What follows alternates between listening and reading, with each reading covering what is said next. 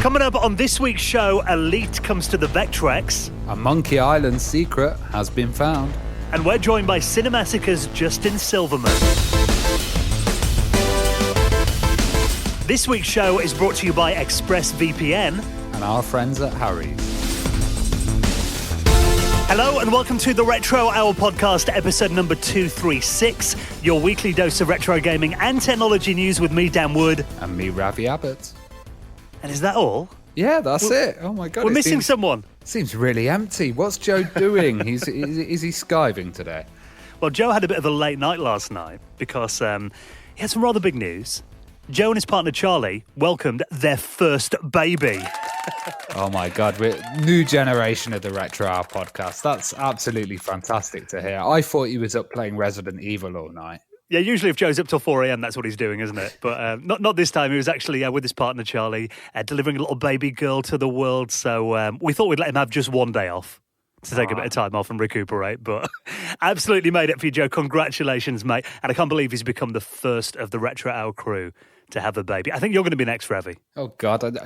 Who with? Who with? That is the golden question. It's really nice, actually. He just sent us a photo. And she looks so small and cute. Oh, it's amazing. And that is our future host and future retro gamer there. You just know that before she's out of nappies, Joe will have her playing Player 2 on Sonic the Hedgehog. She'll be Tails or something. Yeah, guaranteed. She's also going to completely destroy his whole collection. You realise that? Yeah, we didn't tell him that bit before he announced he was having a baby. Didn't want to put him off or anything, but What about you, Dan? Well, I got my missus a dog recently, so I think I'm all right for the next 10 years. That's also destroying your collection. Yeah, I have to remember to keep my office door locked and keep him out of there, I must admit.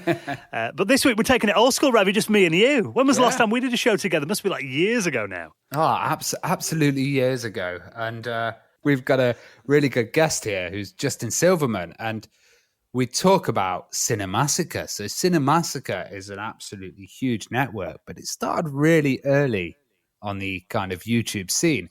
We talk about the development of that, Angry Video Games Nerd, how he got involved, but also he runs an amazing gaming convention called Too Many Gamers.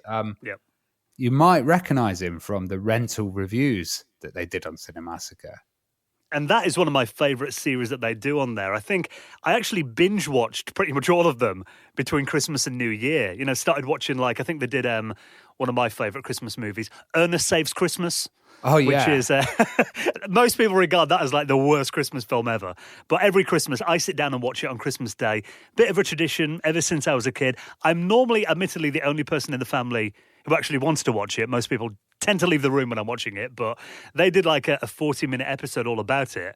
So I sat down and watched that, then I started watching all the older Christmas ones they did, and then just generally all the horror films that they talk about. Because, they've got a great setup when they do that show. They've essentially recreated, it was originally a wood grain 80s video shop rental studio set. Then it went into the 90s kind of one they've got now. But I just find them talking about movies. These guys are all such experts in the field that I find it really interesting to watch. Yeah, and it's a nice mix as well because we talk about VHS, we talk about movie culture, of course, those really bad 90s movies and some of the selections for rental reviews.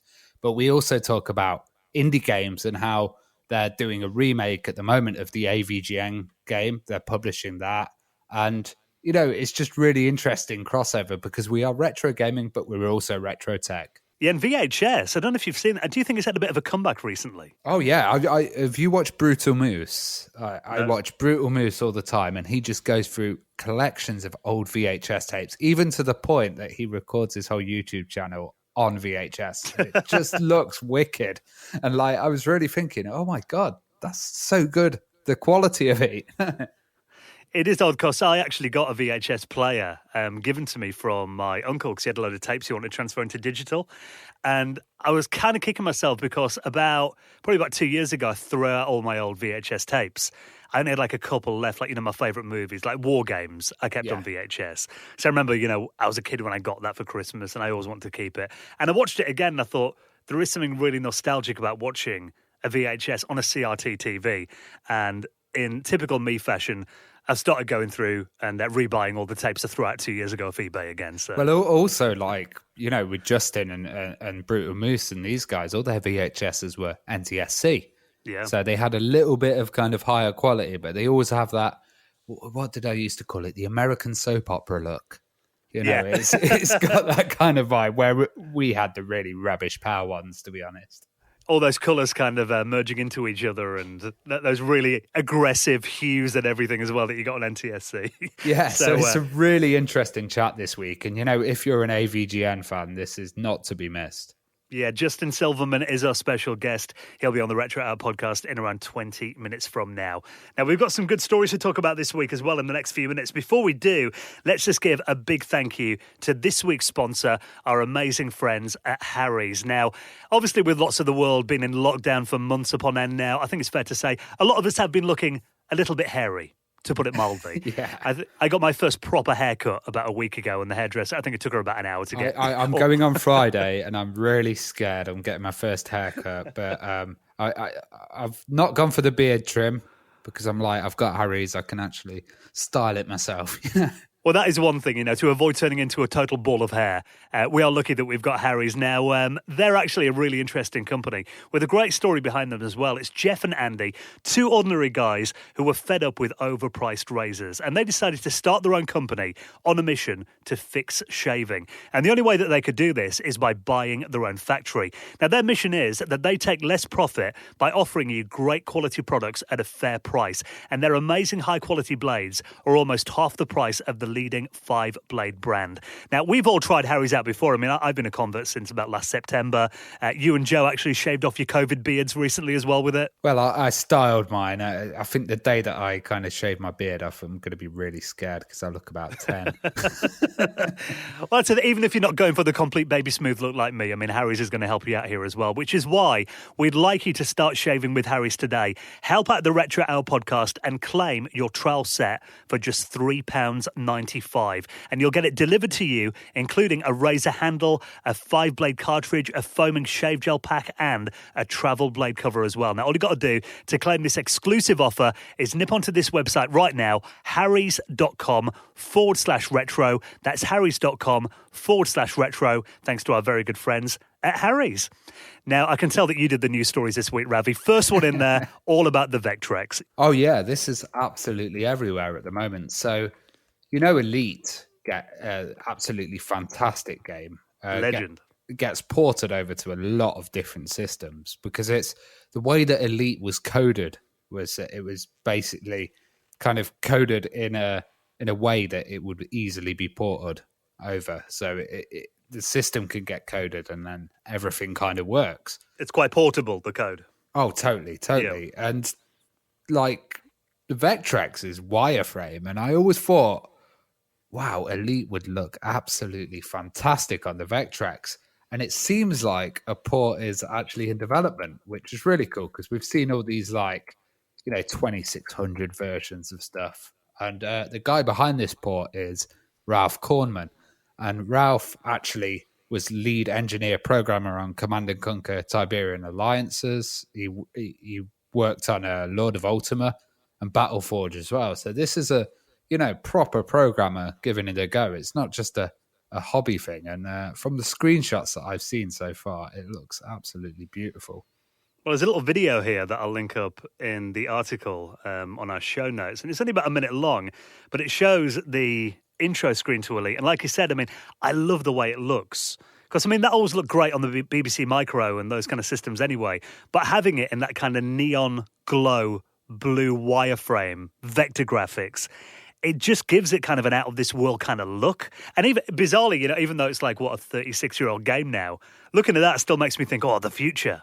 well, the speed that it draws the vectors as well is really fast compared to the other systems. It really looks like it was kind of made for it. And he's been talking about how certain menus were really flickering and stuff, because, it's hard sometimes to display text and stuff on the Vectrex. So he's actually made 2 versions of the menu and stuff. So he's really paying attention to the kind of details and the specific stuff on the Vectrex to make this Elite really shine.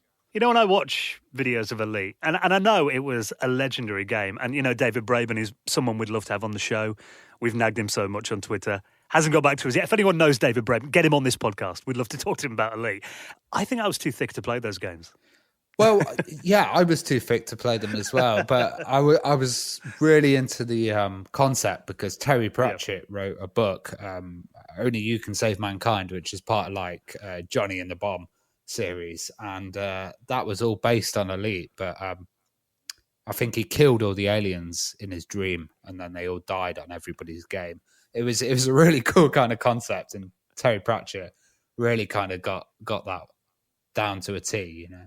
And the fact that they had, essentially it was like an entire universe contained on a floppy disk or even a cassette tape before that as well. I mean, even now to this day, the fact that he could cram so much into a game on limited systems still kind of blows my mind. And I feel like I will one day actually sit down and learn how to play them properly. 'Cause as a kid, I'd boot up Frontier, I'd watch that great introduction, then I'd think, oh, I'll go and play Zool or something instead. After a couple of minutes after I'd watched it, I guess it was probably a bit of a, attention deficit or something, just didn't have the patience. Well, for me, it felt a bit flight simmy. You know what I mean? I had to try and kind of work out all the controls and take off, and so I was far too lazy for that. And I also had it pirated, so I never had the manual. Oh, really? Yeah, I guess the manual probably helped quite a lot with a game like that. You know what we need to do? We need to get this Vectrex port, Ravi, lock you in a room for like a week with just that on the Vectrex. That's it. And then you'll come out an expert. Be in some next universe that's just been procedurally generated, and I'll be like, look at this. So we'll link that up if you want to check out the progress of Elite on the Vectrex so far. Very cool. Sierra, of course, another company that we've talked about a lot on this podcast before. I mean, we've done entire episodes about Sierra. And adventure games I have always been a big fan of. That was something that, as a kid, that would really draw me in, the stories. And I'd just sit there and get completely lost in adventure games for hours. So, I wasn't all about just platform games. I love adventures as well. But there is a new book coming out dedicated to Sierra. Yeah, so we had Sean Mills on the show, and he was actually kind of talking about this book and promoting it. And Sean Mills was the guy who's like continuing their legacy. So he had that company, Infamous Quests, which was continuing the stuff. Well, this book is finally out, and it's doing fantastically well. So this is the Sierra Adventure, and it's the story of Sierra Online. And it's available at the moment in paperback, hardback cover. And as we talked about in the interview, it's got absolutely everything in there. He's going through the like edutainment period. He's going through the golden era, the Sierra Network when it came out. Of course, Leisure Suit Larry, and the changes in technology, the police as well when you had Police Quest, and many titles like that. I love the fact as well that he's actually done these really thorough interviews with over 50 people who worked at Sierra, from producers, artists, designers, musicians, marketing people, managers as well, all telling the story of working at Sierra and what the company was like in their own words as well. And I always think when you get a book talking about a company like this, getting that kind of inside view, and especially that many different people talking about what it was like, just gives you a really accurate, rounded picture of what it must have been like to work there back in their heyday. Yeah, it's a proper like background story. But also, if you check out Sean's YouTube channel, and on the site, the SierraAdventure.com, there's a section called Sierra Short Trip. And basically, Sean's going through like all the different titles here. So it just looks fantastic. He's got Hero's Quest, he's got Police Quest at the moment. And I'm sure he's going to be adding more of these. And it's like just all these extra details and kind of background stories behind the games that you wouldn't usually know. So if you listen to that episode and you thought, I'd love to get hold of a copy of that, because he smashed it on Kickstarter, didn't he, when he launched it? Oh, yeah, absolutely smashed it. And now it's selling outside of the Kickstarter. Yeah, so that's the SierraAdventure.com if you want to get hold of that. The Analog Pocket, that is something that you might want to get hold of, but unfortunately, you might struggle a bit now. Yeah, so they've been doing pre-orders of the Analog Pocket, and all those pre-orders are kind of completely sold out. So they're going to have to make some more, basically, because of the demand for this machine.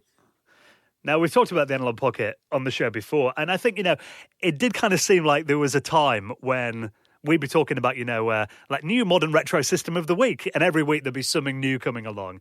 This one, out of all the systems that we've talked about, I think was one that I looked at and thought, I really want to get hold of one of those, because not only is it made by Analog, who I think have got a great track record of delivering quality retro products anyway. Their track record's kind of flawless, really. But also the fact this system just looks so well made. Now, the price of it is $199, and it's a little handheld that looks pretty much like an old school Nintendo Game Boy.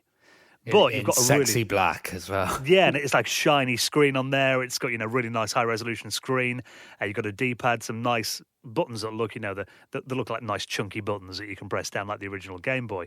But not only can it play, I think it's Game Boy original games. You can do Game Boy Color, Game Boy Advance as well. But also they've now got all these different adapters that allow you to play lots of different handheld systems on here as well. Like for $29.99, they do a Game Gear adapter. There's also a Neo Geo Pocket color adapter, and I was quite pleased to see that coming soon is an Atari Lynx adapter as well. That's awesome. And another feature as well is that it's got nano loops in there. And now I think this may be a reason why they've sold out so quickly, because nano loops is a piece of software that's used for making music.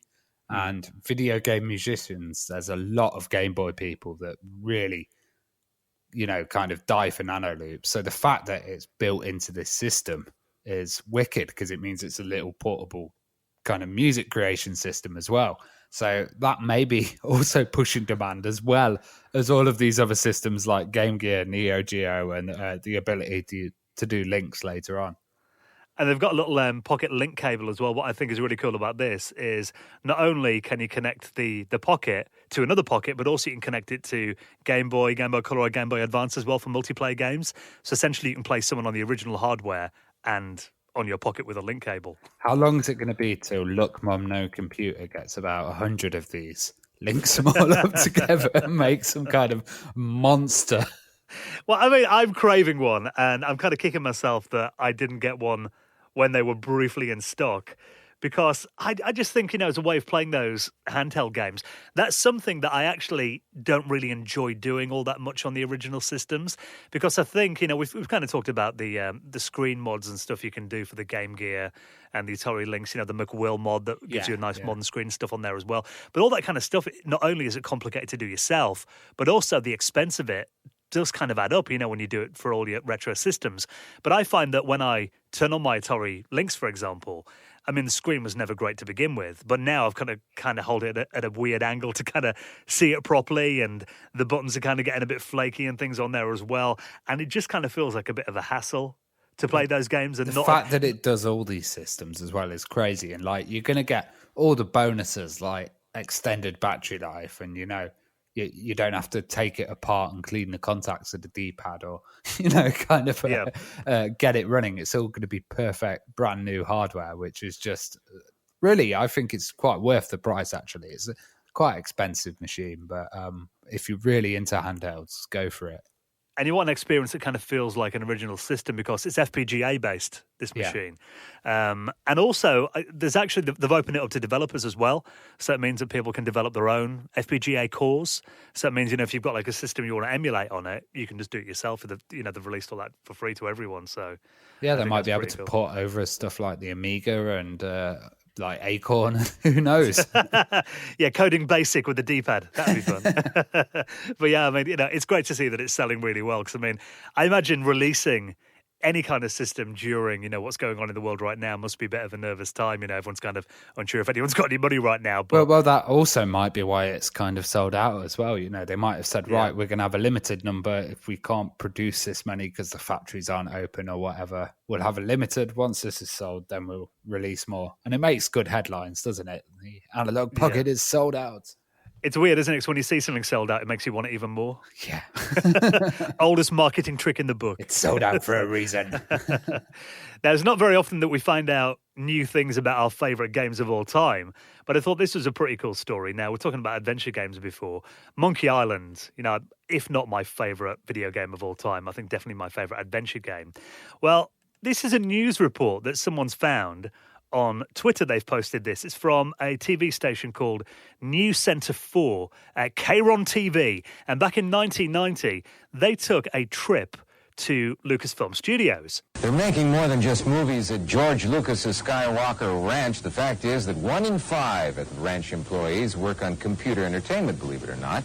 High-tech reporter Richard Hart went behind the scenes today to find them working on the next step in something called interactive games. These writers and artists work for Lucasfilm at Skywalker Ranch in Marin County, but they're not making a movie. They're working on the next step in entertainment. Lucasfilm began making computer games in 1982, and their business doubles each year. Today, women, not teenage boys, make up a third of the audience for computer games. This one, called Battle of Britain, is bought and played principally by men aged 25 to 50. Now, they're laying down all the stats about, the different audience and stuff that the games have. But what's interesting is, on screen, they actually show some kind of early versions of these games running. Now, you've got Indiana Jones and the Fate of Atlantis in there as well. But also, what I thought was quite interesting is right at the start, there is a little clip of only a couple of seconds of Monkey Island while it was being developed. Now, Monkey Island's a game that I kind of feel like I know inside out. And I watched that clip and I was like, I don't recognise that area of the map. It turns out that, I don't know how well you know Monkey Island, but there is a bit where you go when you're on Monkey Island itself and you actually go and talk to, I think there's a character called Herman Toothrot. You're the expert, I think. Yeah, I only got so far on that game. Well, he's a character that you meet on the island, and he's lived there for years, and he's kind of, he's kind of the only other person on the island. But usually you walk into that scene from the left, and you kind of talk to him, and you're overlooking the island, but then you can't go right. However, on this little clip here, it shows you walking into that scene from the right of it, and there's a bit more of the map. And I think from memory, when you're playing it, Herman actually walks off screen that way, but you can't follow him. So someone's put this on Twitter and said, again, this is someone else who's obsessed with Monkey Island. And they've tagged a few of the developers who worked on Monkey Island on there and said, kind of what's going on. I like Tim Schafer. Yeah, I mean, by the looks of it, it's gone through and they've tagged a load of different people on here as well. Tim of Legends, one person who replied, and asking essentially, was this an area of the game that got cut? And it turned out that, this was an area that they decided didn't have to be in the final game. And it was an overlook of the Cannibal Village in there too. But what's cool is obviously that area of the game still existed in the code because the other character walks off screen, but you can't get there. And it makes you wonder kind of how many other areas of games are kind of blocked off, but are actually, still there. You know what I used to do? GTA Vice City. Yeah. I used to do like gaps in the map, so you get through the texture map and then you'd be able to kind of fall into the background of it, and I'd run around and look for all these secret rooms and places that weren't used in the game. And there's always assets left over, actually. There's a lot in Mario as well, 64, and there's loads of different titles where actually users can go and find these items and go, what's that? And the developer goes, oh, that's just something I left in there, or something that wasn't used in the end. Well, we saw that in the Giga stuff from Nintendo the other week, didn't we? That, there's so much in there that, that they didn't actually take out because, they didn't have the time, but they just kind of blocked it off to the player because it wasn't needed. But I think, it's not like it says at the end of this article on Kotaku, it's not exactly groundbreaking news, but having a bit of new information about a game that's, now 30 years old and seeing areas of the game that you haven't seen before, it's pretty cool, I think. So especially the fact that it came from a little, TV news report, a local TV report from San Francisco back in 1990. So if you do want to watch that, it's actually just a tweet. I'll put that in our show notes at theretrohour.com. Now, before we get into our chat this week with Justin Silverman and go through the Hall of Fame, let's give a big mention to another big supporter, our very good friends at ExpressVPN. Now, obviously, with a lot of us being at home quite a lot recently, ExpressVPN is actually worth having on your home PC and your phone and your smart TV because they let you access the internet as if you're from a different country. So maybe like Ravi and I, you've completely rinsed your local Netflix library. They let you connect to Netflix all around the world. And the thing is, a lot of different Netflix servers have shows that are exclusive to that region. For example, if you're a fan of Blackadder, one of the best British comedies of all time, you can check that out on Netflix UK. Fresh Prince of Bel-Air's on Netflix Australia at the moment as well. You've got Rick and Morty on Netflix France. And you've actually been using it to watch a few of your favourite shows recently too. Yeah, actually, Express is so good that I had it on the other day and I logged onto Twitter and Dan was like, somebody's logging on from this country. It's like, it's me. I've left you had it on, it was that quick. Yeah, I've left the VPN on, but not noticed. I've been watching some great content on Netflix America because I have totally rinsed it in the UK. Stuff like Grey's Anatomy. I was watching that. I love The Office UK, but the USA version, it's different, but it's absolutely hilarious with Steve Carell. And I've been watching a really good drama as well, The West Wing. all of these things that you can't get on UK Netflix. So the thing about it is as well, not only did you said then it's really quick, you can stream them all in HD, no buffering as well, but also you can get it on every device like your phone, your laptop, your tablets, even your smart TV. There are apps for like Android TV and stuff as well. And it doesn't just work with Netflix. You can unlock stuff like Amazon Prime, BBC iPlayer, YouTube, many more as well. And you can choose from almost 100 different countries. Really easy to use as well, isn't it? All you do is fire it up, change your location, hit connect, refresh your browser, and then the show, the movie that you want to watch will magically appear. So we want you to try out ExpressVPN right now, expressvpn.com/retro, and we will give you an extra 3 months for free of ExpressVPN on top of the standard plan. So that is 3 months of ExpressVPN for free by heading to expressvpn.com/retro. Thanks to our very good friends at ExpressVPN. Right, we're going to chat to Justin Silverman in just a minute. Before we do that, we just want to take a quick moment to give a big thank you to our very loyal supporters on the Hall of Fame in just a minute, because we've had a Patreon running for quite a while now. Yeah, so we've had a Patreon running since February. And interestingly, as soon as we started it, kind of COVID hit.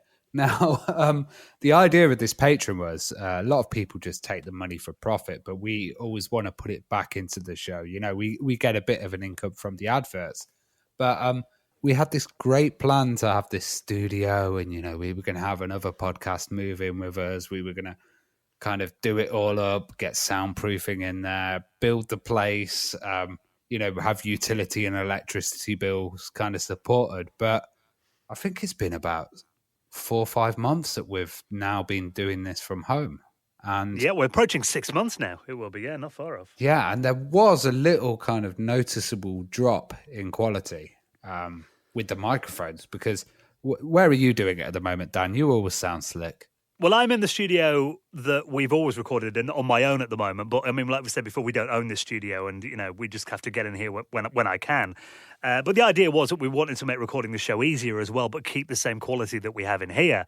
And I mean, Joe, obviously, he's not here this week. But if I could tell you the way that Joe actually records a show, we got him, because he didn't have a laptop, he only has an iPad and his phone. So we actually gave him a laptop that we bought off eBay for 50 quid that ran Windows Vista originally, and we bought this to take to like Play Expo because it could just about run Audacity just to record panels Dual core, and things, wasn't it? Yeah, it is like 2007 I think is from, and Joe can't actually record the show and open a web browser at the same time. That is how bad it is. I mean, he does anything, it crashes, and he has to sit on the floor of his gaming room or lie down on the floor, with his little USB microphone. And this was all kind of an emergency, because it was like when COVID came, we were like, oh, we can record about 4 shows in the studio and then quickly run around and grab all the equipment that we've got available. And also like stuff like laptops, to be honest, they were like gold dust at the time. Yeah, so I mean, we originally thought it's going to last like a month or 6 weeks or something maximum, but obviously, like you said, it's gone on kind of 6 months now. So we've had a bit of a rethink, and we actually put this out to our patrons the other day, and I was overwhelmed to see, I think we had about 40 replies in a couple of hours. Everyone was so on board with this. Essentially, the Patreon money that we've collected so far and anything we get over the next few months, instead of like, waiting for when the world's going to get back to normal, which, no one knows when that's going to be. Instead, we'd like to use the money that we've collected already to kind of get our home studios up to spec.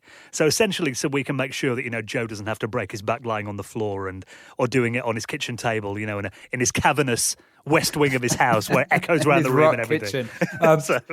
But I also think, it will mean that you guys are going to get an immediate step up in quality as well. Yeah. And also features like having video as well, which is one thing that we definitely want to explore. So we're going to essentially set up nice little home recording studios, and everyone was really on board with this, that I was pleased to see. So upgrade the equipment that, Joe and Ravi are using. I'm all right in here for now, but eventually, we'll get me a setup at home as well that sounds as good. And essentially, we'll get the show up to the standard that we want to keep it at permanently. But also, if Joe's not having to spend like, an hour every week setting everything up and taking it all to bits, the same at your end, it just means we can focus on the show a lot more, and it makes life a lot easier. So that's the plan at the moment. We appreciate all your support, and we're glad that you're really on board with that. And I think it makes sense as well. Because, imagine if we put a deposit down on a place and we're paying rent, for 6 months now, not being able to get in there. And then lockdown. Oh, God, that would have been a disaster. And, exactly. I know We've got friends around the world who've gone back into lockdowns and stuff as well. So it just seems a bit like, this is a much more sensible idea. So that's the plan at the moment. If you'd like to help us in our mission and, obviously support the future of this show, all the money goes back into it, you can do that via our Patreon that you'll find at theretrohour.com. And for doing that, of course, you will get a mention in the very prestigious Retro Hour Hall of Fame. Like this week, thank you very much to KC, Lawrence de Bruggen, Metal Jesus Rocks, Oliver Masood, and Tor Eric Bakker Lunde. Really appreciate your support. And if you'd like to back us on our journey, you'll find that right now at theretrohour.com. Right, thank you so much for checking out the news this week. Maybe Joe will be back with us next week, if he's not completely sleep deprived. But, we are overwhelmed by that news. Incredible news, Joe. If you'd like to leave him a little message of congratulations, do that on our socials, Retro Hour UK. I think he might become a Resident Evil zombie after looking after a baby. Well, he was already pretty close anyway, wasn't he, to be fair? So next on the Retro Hour podcast, we are joined by Cinemassacre's Justin Silverman. You're listening to the Retro Hour podcast, and it is time to welcome on this week's very special guest. Now, as a couple of guys who love Cinemassacre content, we love retro games, movies, it is a real privilege to talk to our guest this week about all that and more. Let's welcome on the brilliant Justin Silverman. Hello. Wow, special? I don't know. I mean, they call me special in school, but this is something else. Well, listen, we are going to get more into all that stuff that I mentioned a moment ago, but I thought before we do that, where did your kind of journey with video games begin then? What kind of got you into it originally? Oh, wow. I guess my family had a Atari 2600, so I played a lot of, stuff like Combat and a lot of the earlier games, Pitfall, things like that. And then I got a hand-me-down NES and got really into Mario Brothers, where I was like beating the game in actual preschool because my mom kind of showed me how. And it's still probably my best game for speedrunning or not, the first Mario Brothers. And it just kind of went from there. And then I went from NES to Sega Genesis to PlayStation, and now I'm more of like a PC gamer. But yeah, it's been a long road, I guess. So it was the NES that kind of caught your attention, because in the UK we got the NES really late on. So it's great to hear about the kind of early titles and stuff. Yeah, because I guess I was 1 year old when the NES came out in '85. But by the time I was old enough to really play games like 3, 4, 5, 6, everyone was kind of moving on to other stuff, or my uncles didn't really care about their systems anymore. So I was getting a lot of hand-me-down stuff. So I had a lot of games for, not really caring too much about it. Well, you're from New Jersey. I mean, what was kind of the gaming scene like there when you were growing up? Well, I grew up in Philly, actually, but it's, right over the river. And I lived all over the country, from Arizona to Florida. So I've been all over the place. But the gaming scene when I grew up, I didn't really, it was just kind of like friends had stuff. Like, you didn't really have conventions. It wasn't really the hobby like it is even in the early 90s. It was mostly just people doing stuff. You might rent some games. You might go to the store. It was more of a toy than it was like gaming. Was there much of an arcade scene? Not so much for me. I never really went to too many arcades back in the day, sadly. Like now I'm really into it, and I go to pinball conventions a lot, and we have several arcades at our office that I help maintain, repair, and do all that stuff. So I kind of got into all that really late, but I kind of wish it was around when I was a kid. I know it was around, but I wasn't really introduced to it. Well, obviously you mentioned that, you're a console guy with the NES, but I read that you also studied computer animation. So what kind of got your interest started in that? Yeah, so basically I loved 3D animated movies, but it was kind of accidental. Like I went to school for as a bio major. I wanted to be a doctor. And I went to Rutgers for that, and they had an okay program for that kind of stuff. But when you're doing that as a bio major, you have to take a few art courses as a requirement. And when I was in when I was in graphic design class, the new computer animation teacher, Li Chin Tan from China, he actually came and he's like, "Oh, I'm looking for people for my computer animation course. Do you want to join?" I'm like, "You know what? That sounds funny. I'll do that." And then I started taking the courses, and I got really into it. We made a nice group of friends that I'm still friends with today that all have pretty good jobs doing 3D animation. But in the middle of 3D animation, I started taking more film courses. So I actually graduated as a dual major in film and 3D animation. And I didn't really use my 3D animation for much, because as soon as I got out of school, I got a job at NFL Films, which is a pretty, not prestigious, but like, it's where they do all like the football stuff here, but they also do a lot of movies and everything's very cinematic. So that was cool for a while. What kind of software were you using, and were there like any big examples at the time of 3D animation? I'm not sure if Pixar was out by then. Huh? Oh, Pixar was killing it by then. Like this is when stuff like The Incredibles came out, and I was just like, wow. Yeah. Or when even Cars, even though Cars I don't really like too much, but technically it's really amazing with what they're doing with motion blur and particle effects and all that kind of stuff. Like I always saw these movies as like, how did they do that?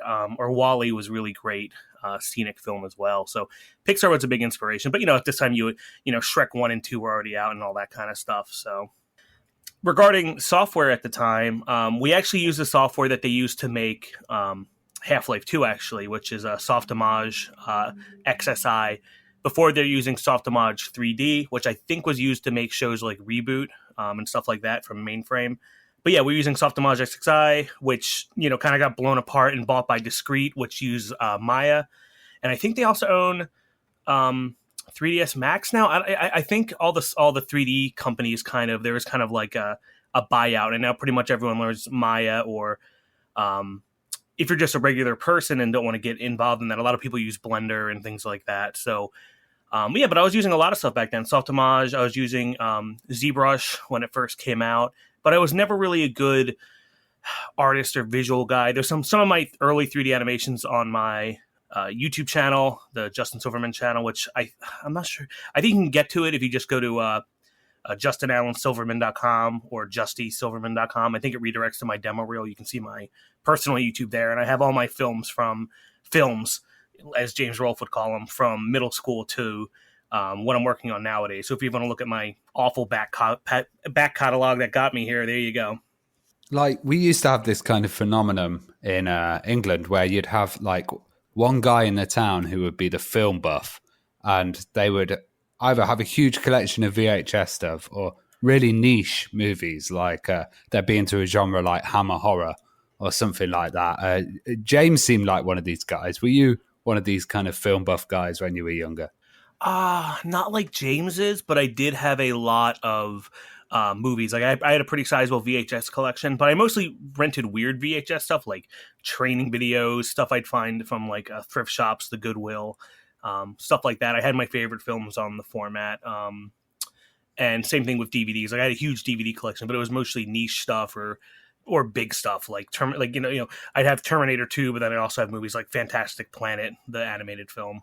And like I actually remember that, going into the video stores myself and trying to find the most unusual and the kind of weirdest horror title, or really interesting stuff.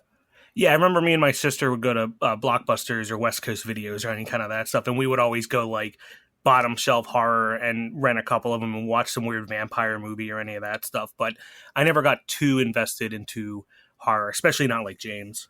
Well, I hear you're a big Steven Seagal fan as well, and you got the kind of biggest Steven Seagal collection. Yeah, that kind of started out of not irony, but my friend and me were having a race in college to see who could collect the most Steven Seagal DVDs.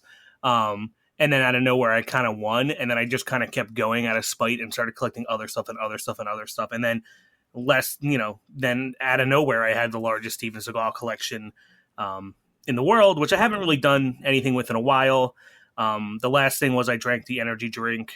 He made an energy drink in 2005, and we drank it in the Under Siege episode of Rental Reviews on Cinemassacre. But since then, it's pretty much just been used as a prop, for a wall in the sets. But the other thing I have, I do have the world's largest Gengar collection from Pokemon, and that's the one that I'm still working on. So those are the only two things I collect. Well, I guess one thing I collect now. I don't really, if you go to my house, I don't have a wall of video games or any of that kind of stuff, like a big thing of movies or anything. Like, because I have all that stuff at work and on our sets and stuff. I don't really bring all that home.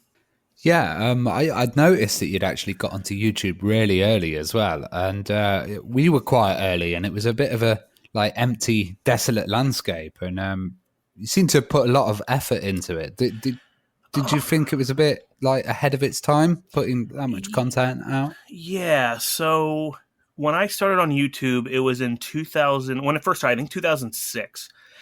And the problem with being in school and stuff is there was nowhere to put the videos you make. You'd have to have your own website. You'd have to put it on stuff like Newgrounds, which wasn't very good for video compared to Flash animation. There is very few video sites like Atom Films and stuff like that.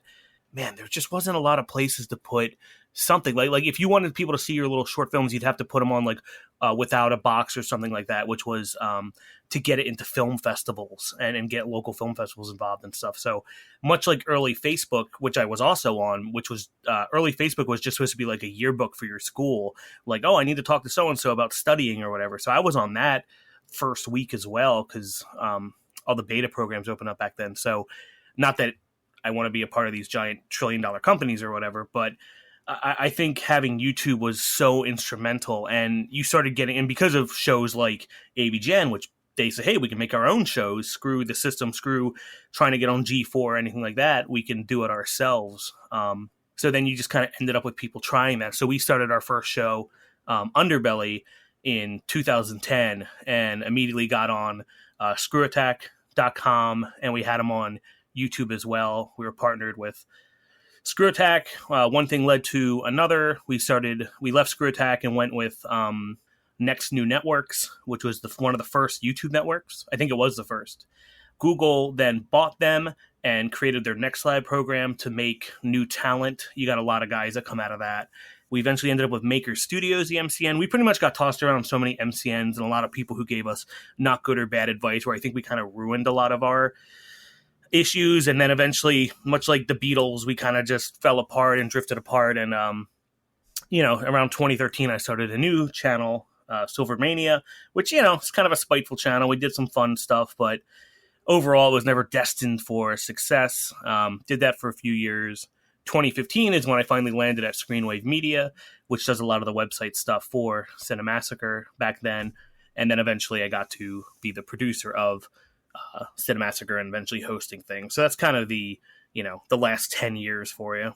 I think in those early days, before YouTube had kind of got it sorted, got its suggestions working well and its algorithms, it was a lot more reliant on having these independent networks or sites like eBombs World and Screw Attack, and kind of to get that content out there and into people's faces. I think so, in the sense of without Screw Attack and some of those, you wouldn't, the AVGen wouldn't be as big as he is and a few other people. And it also led a lot of people to realize how much ad revenue there is online and kind of shifted a market. I wouldn't say eBombs World or any of that stuff's kind of responsible, but now that everything nowadays is, memes and Amazon server space and all that kind of stuff, it definitely led to that. I don't know if a lot of people who are on early Screw Attack or eBombs World is still around kicking on it. A lot of people got burned out with this entire thing, but it did lead a generation of people to, be addicted to, YouTube and their phones and stuff. So maybe it was a bad idea, but. Well, had you seen much gaming TV, and was any of that retro focused? In the States, all we really had was Tech TV and G4, really. Shows things like Attack of the Show and X-Play and things like that. Digital Playground before it with Tommy Tallarico. So there was a lot of that kind of stuff. A lot of the video stuff you'd get from just watching demo disc, or they would send you a VHS tape in the mail. I have a lot of gaming VHS tapes, but most of it was magazine-based. And a lot of those sites had a video component. Like I remember logging into like different websites from Sega or otherwise and trying to download like tiny real media videos, trying to get gaming reviews and stuff like that. But it took a while. Like I don't think the golden age of YouTube or any of this kind of review stuff happened till like 2010 to 2015. Like it took a while. Well, also I kind of noticed one thing when I visited America. That it was slightly behind in technology, in the sense of something like 4K would need to be rolled out, and people would need to have that idea of upgrading the technology. Do you think that the kind of time that YouTube came was a time when people were upgrading their computers and the timing was kind of right? Well, kind of. I mean, it did take so Underbelly in 2010 was the first ever 1080 YouTube channel. Every video on it, from the first one to the last one, was full 1080, where a lot of people were still uploading. Even James was uploading 480, like not even widescreen content around the same time. So it did take a lot of people to get onto just getting HD, let alone HD TVs, let alone going from the jump from DVD to Blu-ray. I mean, VHS to DVD made a lot of sense, but it took a long time for that. And I did actually work at Best Buy on and off back in the day too. And when 3D Blu-rays were coming out, and people didn't really understand the technology. So yeah, it does take time. And even me, like I kind of waited to get a 4K TV or upgrade to Blu-rays or even fully streaming, just because the bandwidth wasn't there, or you'd have to pay more for it or anything because of how the industries are kind of around here. Yeah, but now everyone's pretty much on the bandwagon of 4K and really nice phones and fast internet. So I think we're in a better place now. But there's also such a swath of people in different areas still that don't have really good internet or otherwise. So it's kind of weird. Yeah, I went into a store and he was selling quite a lot of DVDs, and I was like, "Oh, have you got any 4K UHDs?" And this was like a huge store, and he just hadn't heard of the format, and it was quite interesting to see because there was still a lot of people buying stuff, but it just felt slightly behind. But also the fact that a lot of the 4K kind of content out there at the moment, there's not much of it.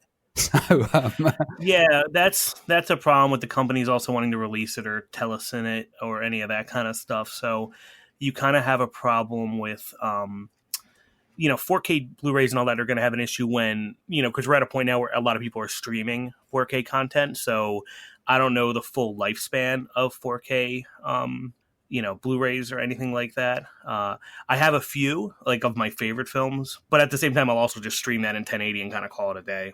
Well, I was going to say, you need to watch Starship Troopers in 4K because I know you're a huge fan. Oh, trust me, I got that. I have the Best Buy Steelbook. Really, I think I have that movie in every edition that came out, from the Blu-ray to the VHS to the widescreen VHS to all the different types of releases of that. Awesome. Rico's Roughnecks. That's right. How do you feel about kind of remastering your old footage? And would you do anything with your old footage, or like colorize some of those early episodes, or do them up a bit? If you go, as I said, if you go to my, right as I left college in 2000, well, because I also worked at the university after I graduated. I was teaching film as well when they needed people, but while I was there, I was scanning in my old VHS tapes and all that, and up converting and all that. So everything on my channel is actually up converted 1080 content. So it's already been done. That's awesome. Yeah, it's a job that I need to do. I've got loads of mini DVs sitting at home. Oh God! Oh, those don't last forever. They're like Sega Saturn games, man. Yeah, you gotta get them onto FireWire and do some mad kind of conversions. And that's probably not fun too, with a lot of the PAL versus NTSC versus frame rate stuff, because like America kind of won with the internet in the sense that everything's going to be 24 or 30 or 60, that kind of stuff, and a lot of those old things that I cared about, and anything from CCAM to different signal file types and they just don't exist anymore because like it doesn't matter anymore. So it's going to be weird. It was really weird actually, because a lot of the times we get guys coming on, talking about NTSC and stuff, and they'll talk about how the games were a lot faster, and we kind of only realized that we were living in another world, which was right. A slightly slower world than you guys. Yeah, it is kind of interesting for that. Well, obviously, you're a producer on Cinemassacre. How did that come about? Well, I actually knew James early on, probably in 2006 or 7. He was just graduating or already graduated from University of the Arts in Philadelphia. And I went to Rutgers in Camden, which was across the river here. So even though we're different states, it was right next to each other. And he put his Dead or the Better movie in our, we had a film festival at Rutgers. He put it in there and he won. And he couldn't make it to like get the award or anything like that, because he was just kind of putting it in all film festivals in the area.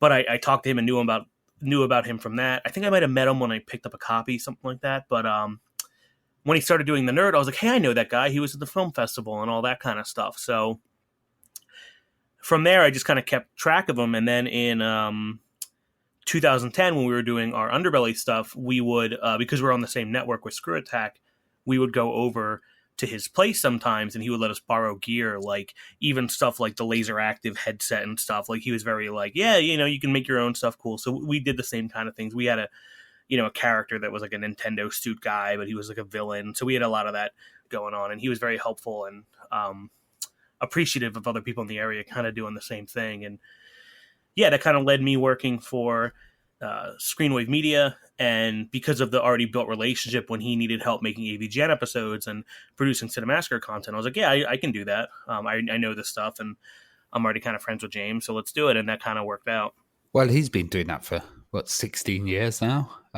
Yeah. And I think it's actually the 20th anniversary of what he considers Cinemassacre, like the old logo and making the videos, because he considers like pretty much anything that he made, even growing up, to be part of the Cinemassacre, like what he considers, his films, which is great. So I think that's been like about 20 years since he came up with the name and stuff. But his portfolio goes back to when he was like 8 years old, And kind of being is very like his identity, There's stuff like Back to the Future, looking at the locations. I remember that. And were you a bit nervous kind of coming onto something that was so associated with his personality? Not so much, because I think we were just kind of helping more behind the scenes in terms of editing and all that. And I kind of knew the style, and I've always fancied myself as a decent enough editor and organizer of files and people and sets and all that. So the goal was to just, help him out on the back end, and he's going to carry the weight of the character and personality and that stuff. And we would just do a lot of that work. And, eventually we started actually being on the show, but it's more like us and James, not us and this, giant character of the nerd. So it was fun acting with him. Like I was in a couple nerd episodes, like the Spawn one, I was the clown character, but it is what it is, I guess. I don't think it was ever scary or anything like that. Or maybe because I wasn't just like a huge, like a lot of fans that we have at conventions that would kind of freak out about that. But I think it was easier just because I knew him already, and I was already doing kind of the same thing at a smaller scale. And also, like, as you said, you used to go and borrow stuff from his, his house is like a museum. So you already have perfect sets just with his collection. Yeah. Yeah, because he has the VHS and the nerd room and all that stuff. Yeah, and that's kind of what we have at Screenwave now with the retail and rental store, our sets, but it's technically storage for all our crap, all the games and movies and stuff. And what's the creative process like on an episode of AVGN? Okay, so at the beginning of a year, we'll come together and we'll say, okay, what are we doing the rest of the year? Usually we take off January, maybe February, and we plan out what the 12 or 13 episodes are going to be. We try and do more at the end of the year, especially with Halloween and Christmas and stuff like that. We have a big pot of games that we've already played or we're thinking about, and we go back and forth with each other trying to figure out what they are. And then we kind of have a rough schedule, which changes a lot. And then we just start kind of picking them off one by one. James doing stuff, Mike doing stuff, Kieran and Tony doing stuff, either helping play stuff or write some jokes. And we all kind of come together. James has a big overriding presence of, okay, I want this to happen here, here, here. It's not assembly line now, but like we try and do as many as possible at the same time. That way things are getting done on time, because the goal is to do one a month or twice a month if we can, aside from all the other shows and stuff. So there's a lot of that. And how important is that schedule? Like, if you miss one, are you getting like torrents of people just going, No one really knows the schedule too much. There's actually an update video coming out on Friday for the channel. I'm not sure when this podcast is coming up, but it's coming out on... it should be the same day, actually, on the Friday. Yeah, August 7th. So it should already be out, because that goes out at noon, where we're going to talk about what our new schedule is, with James and Mike Monday on hiatus and rental reviews being canceled now for more scripted one-off content, even with us guys and stuff. So our goal is we're going to start releasing videos on Friday and Tuesday at noon Eastern Standard Time, or 5 p.m.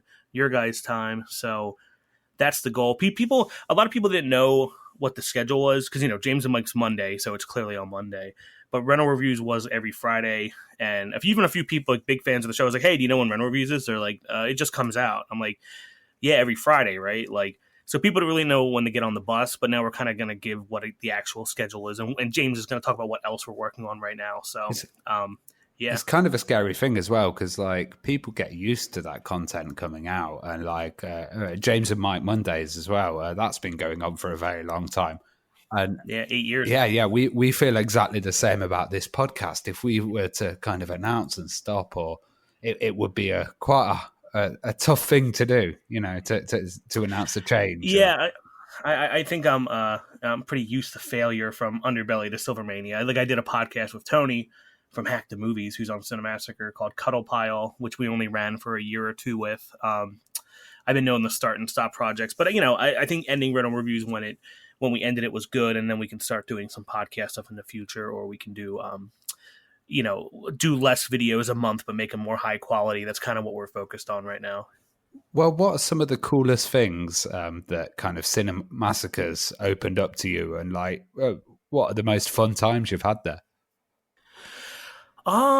Yeah, as I said, it was fun doing the Clown from Spawn thing. It was fun doing a lot of the ideas I've had for a while now, like getting the Pepsi Man guy to be in the episode and hunting those guys, and you know, doing all the celebrity stuff like Gilbert Gottfried and Macaulay Culkin. That was always really cool. And even with them, like it's never like a starstruck thing. It's just cool working with people that you've kind of appreciated. But it's for Cinemassacre, it's been fun being able to have a budget for stuff, which is good, and be able to make stuff that we want to make. Going to convention has always been a fun hobby of mine, so we get to do that more now. Meet a lot of people across the country, which is good. Do fun shit like drive to the last Blockbuster and otherwise. We're going to do a lot more. Once all this virus stuff ends up, we're going to do a lot more location tours, collection videos, things like that. So yeah, there's kind of a lot. I kind of just dove deeper into everything I was doing in 2010, 2015, I must admit, personally, I am kind of sad to hear that Rental Reviews is coming to an end, because I've been a massive fan of that show ever since he started doing it, really. I was just curious, though, kind of, behind the scenes on Rental Reviews, what's kind of the process of choosing the movies, and how did you kind of agree that and go forward with it? So pretty much, I guess one of the first iteration of it is I think I picked the first 4 or 5 movies, and I was like, okay, I always want to talk about Starship Troopers and Commando and some of my favorite, more wacky stuff from the 80s or 90s. And then James added a lot of stuff that he wanted to do, things that he couldn't really talk about in a single video, but if we have 3 or 4 of us, which is what I used to do when I actually worked at a movie theater. It was my first job, and that was my favorite part there, was learning about new movies and watching things with my friends there, and these older guys who were like, yeah, you need to watch this and do that, and we need to go to this comic convention. Like, it was very eye-opening for me to be in that community, and I thought rental reviews would be the same way, so people across the world or Cinemassacre audience would be introduced to things that James never really dove into before. James doesn't really know his 80s and 90s bad movies like we do. Like, he's a horror, sci-fi, whatever master, but we're like the garbage movie people. So yeah, but after 100 episodes and people wanting more regular in-depth reviews, especially with James, we thought, yeah, I think we'll just cap it off here. So that was kind of the point of that. And it's kind of good, because you look back at the 80s and the 90s and you're like, man, there was so much rubbish out there, but we tend to kind of pick the stuff that rises to the top at the moment. But back then, well, that's the thing, right? Like, you're kind of seeing that now with streaming platforms when you go on there, and there's so much stuff that doesn't matter or gets made nowadays.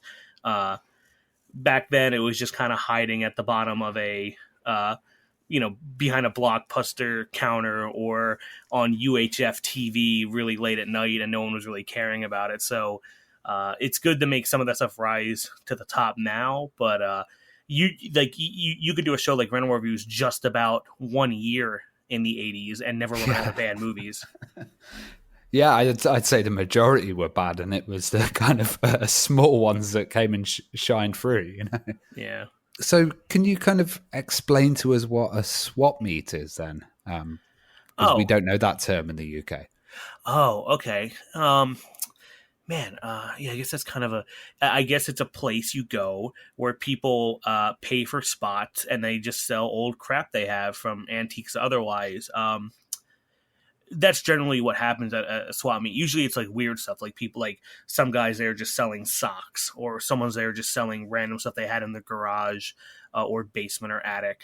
But you also have a lot of people that just sell games, or they're resellers. Well, they'll buy stuff from those people and then sell them in their stores and stuff like that. So it's just kind of a place. I mean, there's a lot of gaming centric swap meets, or ones that take place at conventions where it is like, they pay a set amount to be at a booth, and then they get the luxury of having everyone come in that want to buy their stuff. So there are things like that too. I every year I go to probably the three biggest gaming swap meets in the country. Too Many Games, Portland Retro, Gaming Expo, and there's a few other ones.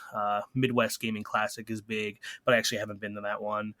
SoCal Retro is pretty big for that. Retropalooza in Texas. So I think there's like 5 to 10, and then there's a lot of local ones too. Free Play Florida is pretty good as well. I love their they have a great pinball selection. So there's a lot of gaming conventions that solely focus on that as well.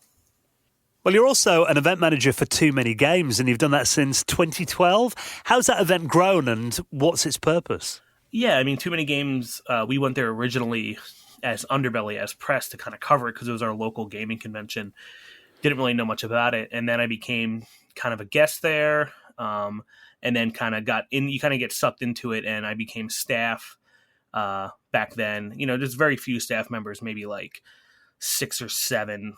Now there's 2 full-time employees for it, where back then that wasn't a thing. And now Ryan, who helps do all the Cinemassacre stuff, he actually owns it with a few partners. So I just kind of help do the day-to-day stuff at the event, make sure things are running on time, make sure arcade machines get rolled off trucks properly. I help organize and do warehouse stuff. So, I'm the kind of guy who's, at Cinemassacre selling merch and doing all that kind of stuff. But then when the event's over, I'm there till 3 a.m. loading up trucks, So it's a very physical job, but I like doing it. It's fun. Well, we've had, personally, we do a lot of talks and panels and events, and we've had about 6 that have been cancelled this year due to the virus. As an event manager, I saw that you had to cancel Too Many Games. Do you think it's going to take a while for events to kind of get back to the level they were? And how do you think the future is going to be? I think so. I mean, they wanted us to go in. We pushed back from our original June dates to September, late September.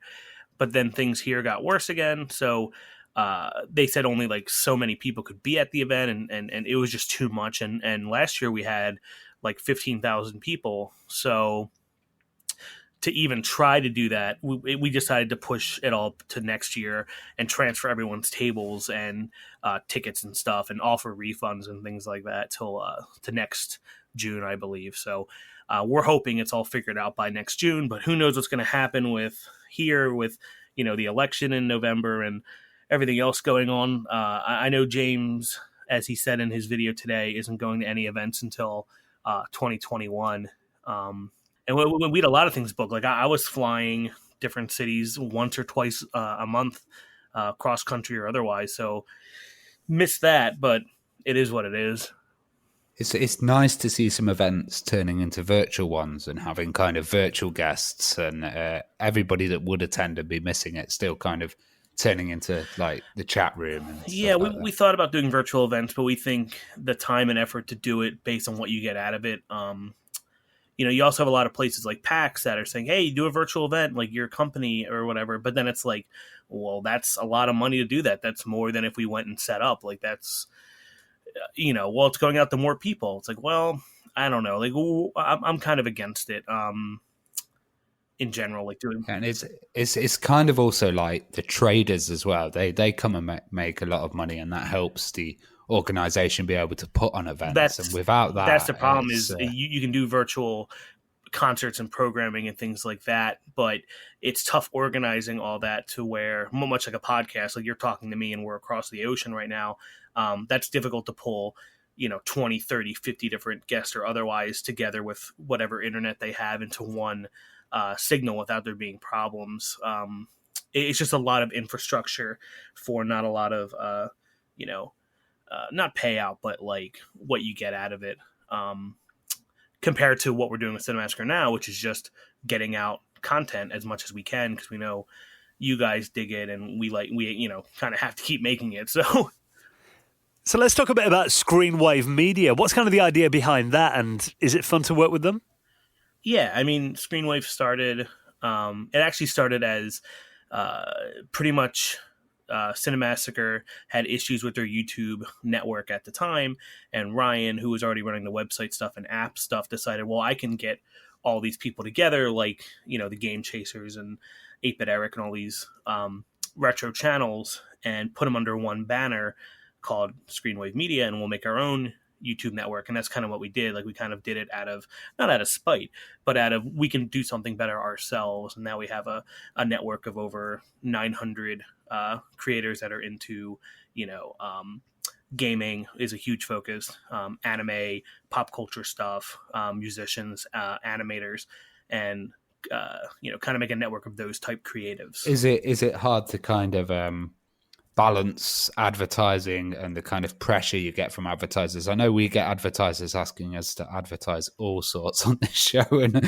we have to reject that and try and keep the quality of the kind of independent network good. Yeah, I mean, you've seen a lot of ads on Cinemassacre, definitely in the last year, which definitely helps out a lot with us doing our side projects and keeping us paid, because like, you have a show like It's Bullshit, and every single video got limited ads and demonetized, so we had to start putting brand deals on those, and we try and make them as unique. Or even for rental reviews, we had a few on there that were like just really funny, or we try and write scripts around it and work with the brands on that, so it's not just like a generic reading a cue card. But we try and set that up across a lot of our creators and do kind of the agency angle, because it's just kind of the value proposition of networks. And I think offering stuff like that really helps. Because back in the day, networks were offering like 50-50 splits on your revenue. And now it's kind of a race to the bottom of, like a 90-10 split with brand deals and things like that. So, and a lot of the big networks were being scammy. Like the Freedom Network had to leave the country, and they were working out of the Philippines because of issues. And Maker got bought out by Disney, and then they kind of threw everyone off the network. Like, it was kind of messy the last 5 years. But I think we're one of the I think we might be the last big independently owned network that isn't bought by like a bigger media or venture capital thing. So it was good keeping it more of not family business, but the same people. And that's why I think people kind of really like it, and they warm to Cinemassacre and stuff, because they can tell that it's independent and that it's not part of the kind of the mainstream group. Yeah, I guess we're as independent as we can be, but oh yeah, everybody's got to make enough to eat at the moment. So, yeah, but you have guys like, so me, Tony, and Kieran, we all work at Screenwave, and then Cinemassacre is part of our day job. For me, it's probably half of the work I do at the company, and for those guys, it's pretty much all they do. Well, another aspect of the company is indie games, and have you found that kind of it's easier to find it's easier to find game creators and like small devs, retro style companies nowadays with the recent boom of indie games? Yeah, definitely. I think there's a lot of indie games coming out, and that was kind of, we figured, well, we have this giant network of retro and gaming channels. If we make our own games, we have a pathway to get them promoted or get people interested in them through our network, and they would be interested in the games we're making and be part of more of a gaming centric network. And that's why when we go to events like PAX East, we have a giant booth where it's half gaming and half like a stage for people to meet YouTube creators and stuff like that. So it kind of worked out that way. And it also helps that a lot of the people that watch or care about stuff like Cinemassacre, they want to make games with us and stuff too. So you have stuff like the AVGN game, which was in development by Sam Beddoes, who's English, and with Freak Zone Games was making that for Screw Attack, and we decided to acquire the game from them and then make it anew and remaster it. So there's a lot of opportunities for stuff like that, and there's a lot of indie games that just come out nowadays, so we kind of see who we can help or not help or help provide budget for or a timeline. We have a huge, I wouldn't say huge, there's like 5 or 6 people here that are dedicated to marketing and helping with the game stuff. So it's definitely a good part of the business. It's always good to diversify and not rely on one source of income from YouTube or otherwise. So we definitely like the gaming stuff. So how do you go about actually finding the games, and how do you decide which ones are worth publishing? Oh, it's both. People hit us up if they like one of the other games we have, or when we go to conventions, we walk around and ask people, like, oh, what are you working on, whatever. A lot of it comes under the radar of just looking, like seeing trailers and stuff like that. A lot of people are fans as well, so it's kind of all over the place. We make a lot of relationships with people or meet people at conventions or parties or things like that. It's more, it's less sinister than you'd think, like seeking people out. It's more like, how can we help each other? And there's so many indie games right now, but not a lot of decent publishers, people that'll work directly with you and help fund things and not own your whole game or anything like that. So, it's just about finding the right balance. And there's a lot of games that need a lot of love, and that's just kind of what it is. Well, tell us about the new indie game, Dodo Peak. It reminds me of Qbert quite a bit. I was just having a look. That for that one, we helped publish and we helped port it to Switch. As someone that can do Switch publishing or stuff like that. So that was a good iOS game, in the Apple Arcade, and helped port it with those guys and the Moving Pieces guys in New York who developed it. And yeah, it's a fun game, like Qbert. Very you can tell it's mobile type of game, like very quick, something that a lot of people play on the toilet and then that's it. But you can get a lot of fun of it, especially with the speed running of it and trying to beat your friends at times and things like that. It's just a fun, easy game. It's $10, so it's pretty simple. But it's a lot of fun. We've been streaming it for a few weeks now, starting our own Screenwave streaming and things like that. We're doing showing our own titles, showing a lot of other indie game titles that are out there. So yeah, Dodo Peak's a lot of fun, and yeah, it is very Qbert-like. We're actually at a Free Play Florida, and the creator of Qbert was next to the Cinemassacre booth, and we showed him the game, and he was like, "Oh yeah, that's really cool, and reminds me of this and that and whatever." So nice. It's kind of cool getting love for that, because you have games like Crossy Road that are based on Crossy Road's based on Frogger and things like that. So you're seeing kind of like those old gaming concepts be reworked, considering those game companies aren't working on those games anymore, which is kind of a tragedy. So you're seeing kind of new life into it without the copyright police being too worried about it. And also it's like kind of breaking out of its shell. Like I even went to an arcade and saw a huge Crossy Road that just had a single button, and it was like this was an arcade unit dedicated to kind of a small but popular indie game. Yeah, you're seeing a lot of in arcades now, especially even if you go to Round One or these bigger arcades. I'm not sure what's in England, but you're seeing less of the get a ticket style. What the hell are those called? I forgot what they're called, but games where you just get a ticket or you play skee ball and you get tickets out of it. Damn, I'll think about it by the end of the episode.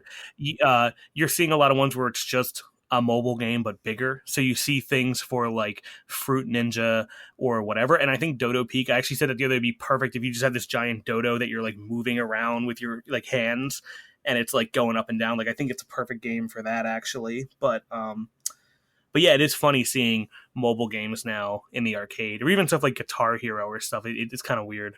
I've heard in the past that obviously the Nintendo approval process can be a little bit tricky to navigate sometimes. Are there any challenges of getting something released on the Switch? It's a lot. There's a lot of developer portals and lot checking and localization and marketing, and there's a lot of influencer media. There's a lot of things you have to do to get something ready for that. A lot of specifications. A lot of bug fixes, a lot of programming issues, a lot of engine-to-engine stuff. It's not fun at all, but thankfully I really don't have to do much for that here. I just have to try and promote it and all that. But we have a good group of programmers and of course the developers themselves going back and forth with that. So we're usually, much like AVGN, currently we're working on 3 or 4 games at the same time, either developing, publishing, marketing, otherwise. Well, Justin, it's been awesome talking to you, and I just want to ask what you're up to next. So Cinemassacre is going to try and do podcast stuff. I'm not sure if it'll be on Cinemassacre or otherwise, but we're going to try something soon. The next game we're releasing is the AVGN game, hopefully 1 and 2 Deluxe, which is a remaster of the first games with bonus content across all systems, including Switch. Hopefully towards, we were hoping it would be at the end of this month, but it'll probably be in September, but we'll have info about that soon. So that's pretty much what we've been working on. Well, Justin, it's been a real pleasure to talk to you this week. Thank you so much for coming on and being our guest, and keep up the good work. Yeah, no problem.